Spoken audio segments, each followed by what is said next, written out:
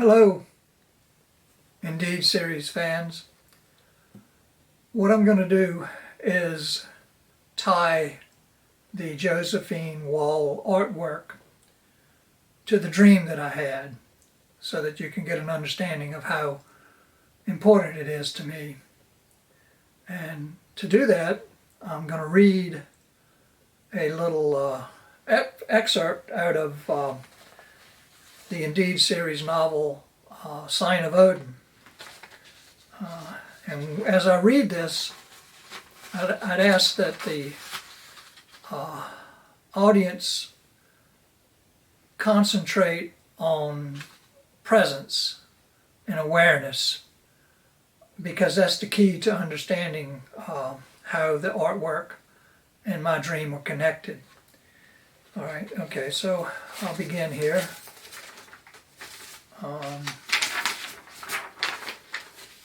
The title of the little section underneath the novel Sign from Odin is My Birthday and the Cosmos Theater Dream.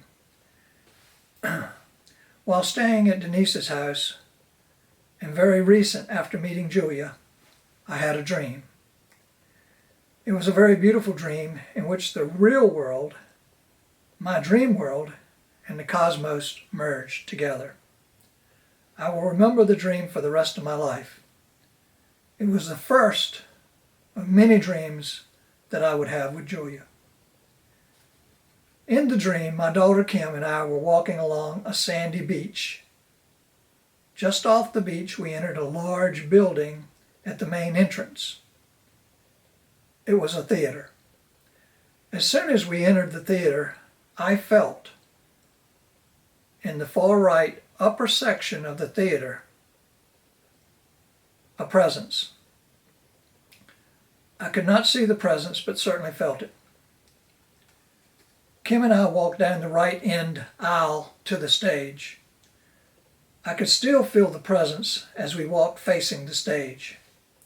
The presence remained behind me as I walked. As we climbed the stairs on the right end up to the stage, Kim and I noted that the background of the stage was the universe. It was a magnificent color blend of blue and black with superimposed strings of stars. You could see the depth in the colors and the stars.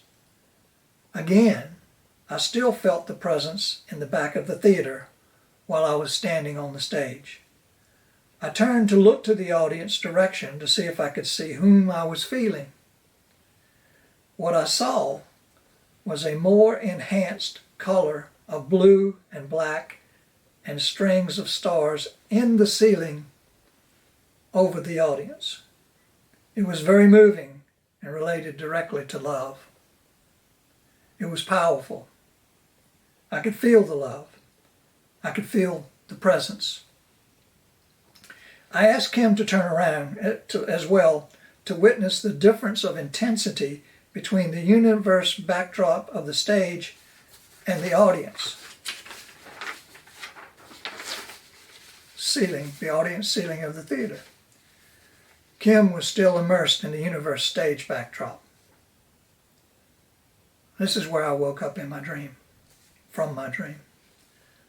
I really felt bad that the dream had ended and Kim did not get a chance to see the difference in the theater backdrop and the ceiling. I did not mention to Kim about the spiritual love presence in the theater. The most interesting thing about the dream was that I received a birthday card from Jullya. It was only a day after the dream. It was apparent to me that the dream and the card were related. The background artwork on the card was the same as what was in my dream. I had not told Jullya about the dream before receiving the card. She could not have selected the card based on any of our conversations. The famous card artist, Josephine Wall, crafted the card. Shortly after I received the card, and it all settled in my mind, I told Jullya about the dream and the presence in the theater. Jullya told me then, and and often reminded me that she was the presence in the dream that I felt. How could this be? I thought that it could only be possible if Jullya was associated to the cosmos. After all, my dream was about the great cosmos and the presence in that cosmos. I was drawn to that presence like a magnet. It was so strong that it overshadowed the brilliance of the colors of the stars. Perhaps Jullya knew the degree of feeling I had for her. We had just met. We had only really just met. It was as if Jullya was calling to me from the great beyond. It was very strange. Looking closer at the card, Josephine Wall had superimposed strings of stars along the moon goddess's hair in her card artwork. This, in fact, was what I saw in my dream as I turned around to the audience and looked up at the ceiling of the theater.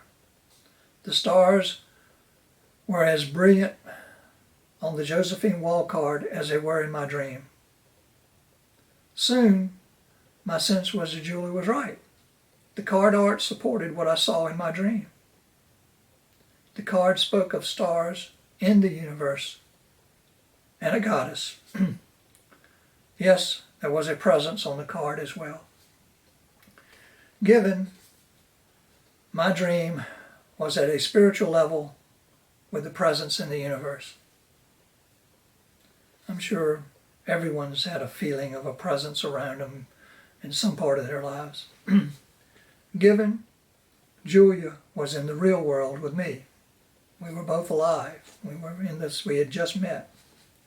Given, Jullya and I had a very intense spiritual connection in the dream as well as in the real world. And I write of that in the earlier parts of the novel, what that experience of meeting her was about. I wanted the real world to know of this presence that I had witnessed. It was not until much later that I confirmed Jullya's awareness could be in this world and the enhanced world in my dream. My consciousness and Jullya's consciousness overlapped to allow this to happen. That is the only logic that I can come up with to support the card, my dream, and Jullya's involvement. If our consciousness were connected to the great beyond, then certainly Jullya was connected to me in the great beyond as well. Indeed, she was calling to me. One can see now why this birthday card means a great deal to me. I still have it in my possession as well as in my mind's eye. I do not even have to close my eyes. I remember that well, that Jullya was not surprised the card that she had sent me was in my dream. Jullya also reminded me of the winter solstice when we spoke of the card. Had no meaning to me at the time. Little did I know, at this point in time, there would be more to be learned from the moon goddess.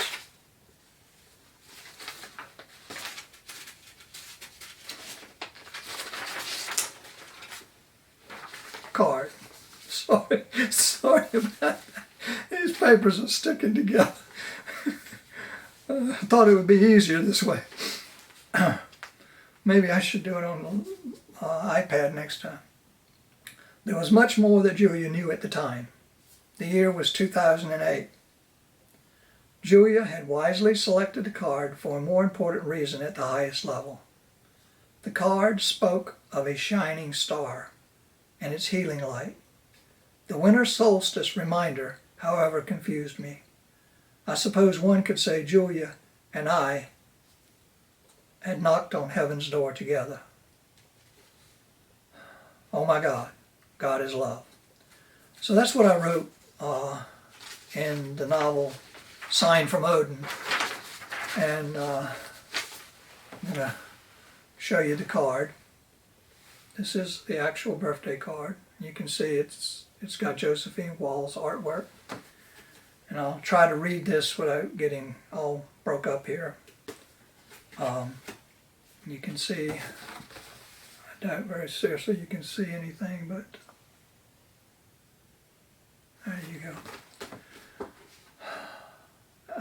The card says, this is the right side of the card says, somewhere in the universe, a star shines just for you, sending out its lovely, loving warmth, sharing its healing light. And she dates it 12/20, 2008.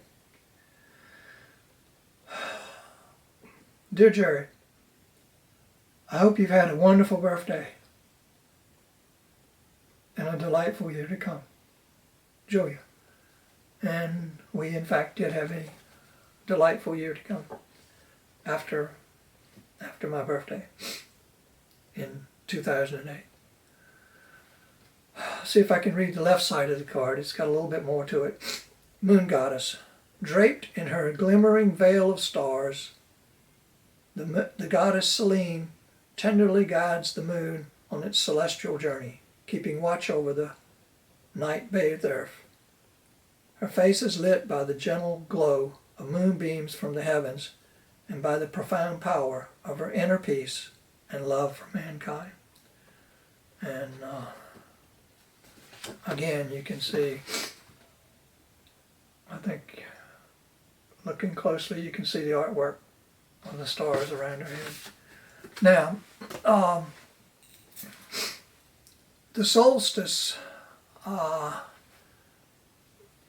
typically there's a solstice within hours during years of my birthday. In this particular year, I think it was I